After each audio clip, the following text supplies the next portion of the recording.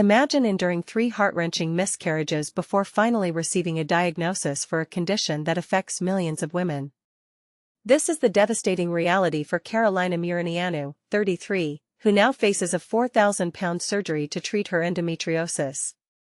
But here's where it gets even more frustrating. Despite her relentless efforts, Carolina had to navigate a healthcare system that often dismissed her concerns, leaving her feeling unheard and hopeless. And this is the part most people miss: the emotional and physical toll of recurrent miscarriages, coupled with the struggle to get a proper diagnosis, can push someone to the brink of despair. Carolina's journey began in 2020 when she and her husband, Puiu, joyfully discovered they were expecting their first child. However, their excitement was short-lived. One night, Carolina experienced excruciating pain and bleeding, leading to their first miscarriage. "We were devastated," she recalls. "We never thought this could happen to us, but it was just the beginning of a painful road." The couple soon found themselves facing a second miscarriage, leaving them desperate for answers.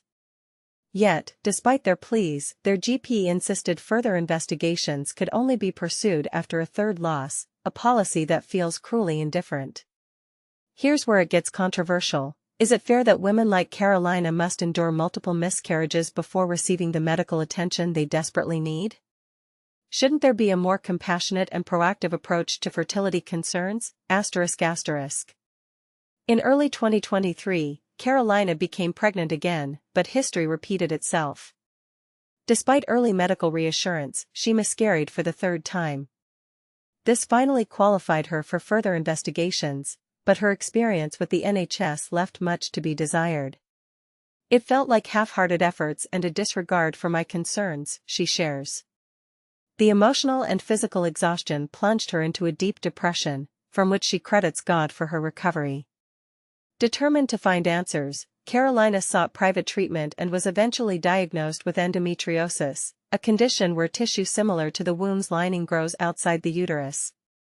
This condition, affecting over 1.5 million women in the UK, often goes undiagnosed for years due to its invisible nature.